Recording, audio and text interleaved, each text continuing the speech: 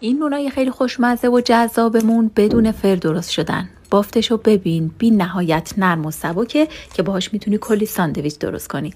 برای درست کردنش در ابتدا شکر، پودر خمیرمایه، نمک، آب و شیر و تخم مرغ رو با هم مخلوط کنید و در آخر بهش آرد اضافه کنید. با دستتون یه مقدار ورز بدید. وقتی که خمیر جمع شد بهش روغن مایه اضافه کنید. اینجا دیگه حسابی ورز بدید تا جایی که خمیرتون کاملا نرم و لطیف شه. بذاریدش توی یه کاسه، روشو بپوشونید به مدت 1 ساعت. سراغ درست کردن مواد ساندویچ من دارم از سینه مرغ استفاده میکنم. نواری رو خیلی باریک برش زدم، توی روغن سرخش میکنم، بعد بهش پودر آویشن، پاپریکا، نمک، فلفل، قارچ و فلفل دلمه رنگی هم اضافه میکنم و بعد از 10 دقیقه از رو حرارت برمیدارم. راستی این گاز برقی هم از برند ارشیاست که من آدرس پیج رو در کپشن براتون گذاشتم. حالا بعد از 1 ساعت که خمیر استراحت کرد، اونو به چونه های 100 گرمی تقسیمش کنید که بتونید راحت تر بازش کنید. با یک کاتر گرد قالب بزنید، از وسط به 2 قسمت تقسیمش کنید چون میخوایم شکل نون باگت در بیاد. در ابتدا داخل آب خیلی سرد و بعد